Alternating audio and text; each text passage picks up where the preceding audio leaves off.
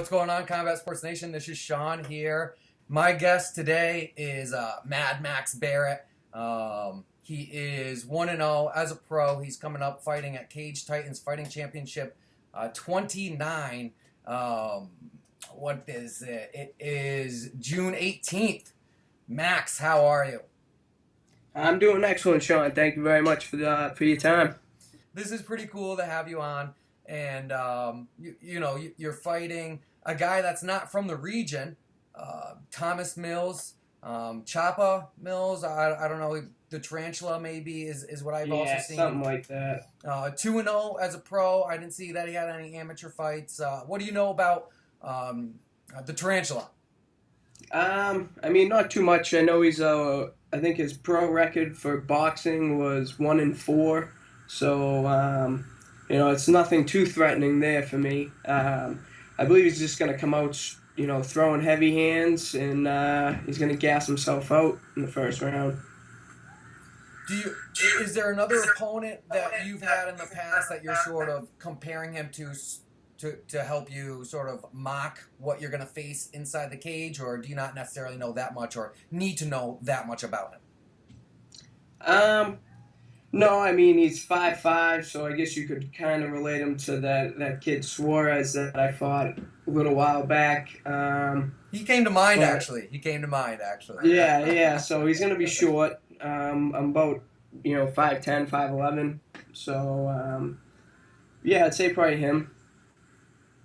And Suarez was very similar, too, as he would come out swinging. And very hard and looking for the knockout, Coming up to that last hard training or sparring session, or have you already passed that and just sort of winding down, keeping weight maintained? A little bit of both. Train hard this whole week. While focusing on the end of my diet, get the last couple pounds off, and and then just rest up, relax, get ready for fight week. What would fight week entail? I know you said taking care of your diet as of right now. Is that just going through technique, sweating? Well, what's the last week like?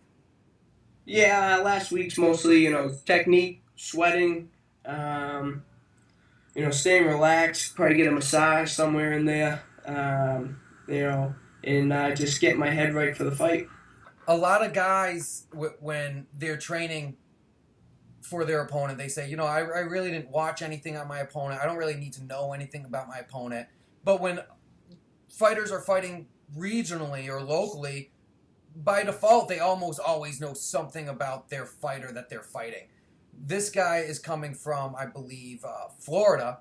How exciting is it to be able to actually fight somebody that you really is unknown to us, or unknown to the Northeast?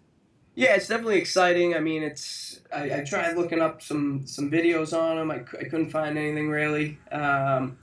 So there's always that side of it. It's a little, mysterious what he's going to bring. But, I don't know. I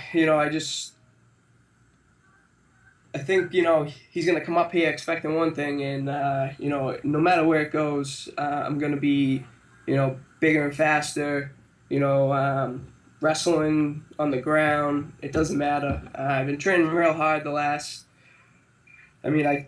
prepped for the last Cage Titans, and then in the end I didn't end up fighting. So, I train all the time, no matter what. And, so wherever it goes, no matter what he thinks he's bringing, I'll be there to stop it. Has there been anything as far as he's going to come up here and come in your backyard and make a... No, I haven't heard anything. I haven't seen anything. Some guys jumped on the post right away when it came from Cage Titans, and still nothing from his end. So, not that I know of. Not unless he pulls something when he gets up here. And of course, you can't do necessarily your skill side by side with him, because as we've talked a lot, it's sort of an unknown. But where would you say in this fight, from throughout your training, you've grown the most since the last time you've been in the cage? Like you said, you've gone through a training camp, didn't fight, now you've gone through another training camp. Where do you think you've grown the most since you've won your debut first round KO? How much have you grown, and where are we going to see the biggest improvement? I think you see the biggest improvement in the in between. You know, the grinding, on and off the cage, all the wrestling, takedowns, my takedown defense. Um, that's really what was lacking, I'd say, in my game, and it was definitely one of my main focuses the past 6 months. So that's where you'll definitely see the most improvement. Now, tell me a little bit about where you're getting that improvement from. Of course, you got Junico, and as we talked, Sit Tong is the biggest affiliate organization in New England, in the Northeast. Tell me about some of the guys that are helping you prepare, because I think there's some big fights coming out of there for World Series of Fighting that is the day before Cage Titans. So tell me about how you've been getting prepared and also preparing alongside Sean Lally and Juliano Coutinho, and tell me how that's been going for you. Yeah, definitely down to Junico getting the training under Daniel Gracie. And that's where a lot of the in between, the grinding, the wrestling, the flow wrestling, all that is coming from. Training under Ariel Sexton, who fights in over in Asia for One FC. He's been an amazing training partner. You know, Always working with Giuliano, Lally. They're both beasts. They always push you to the next level. And, obviously everything up at Siga Tong, um, you know, all the little things that we work on up there between, wrestling to grappling to striking, and we're all working together. It's, Junico's working with Sit Tong's working with Junico. You know, Been working a lot with big show to Marquise Brewster. He's fighting, this week for CES, and we've been training a lot together this camp. He's a 135er also. He's a tough kid. He's very talented. So, getting that work from him, where in the past I haven't. It's a new body, new person, different style. So I believe it was in our post-fight interview after your amateur bout with David Espino that you said you're going to be going pro, and when you wanted to go pro, it was at flyweight. This one's at bantamweight, correct? At 135. Do you still anticipate making it down there? And have you not made your way down there because of just fights and you want to get a fight in, or is that still something that you look to do? I'll fight at 125, but it's more just getting the fights. Because you're big frame for that size. Yeah. And I would need a full camp to do it. And 35, I can make no problem in a week and a half. So it makes more sense to stay at 35, and also to get fights at 35 will be easier. So, I just play it by ear.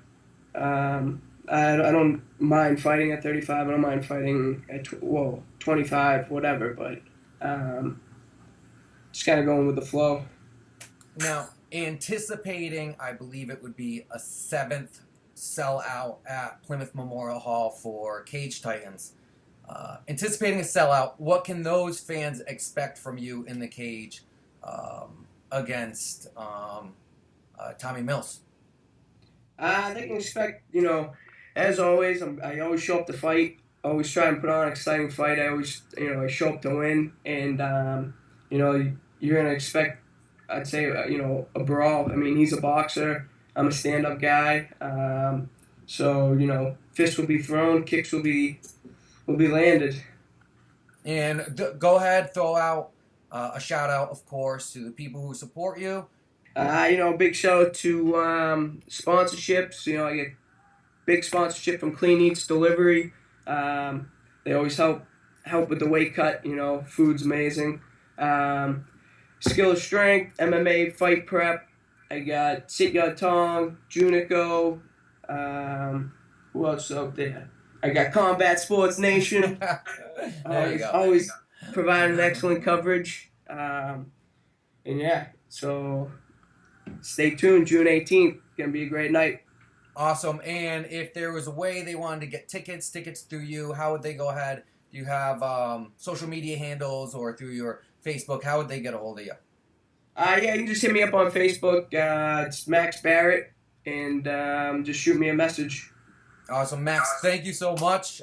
It was fun, and we will see you June 18th. Sounds good. Thank you very much, Sean. Thank you, my friend.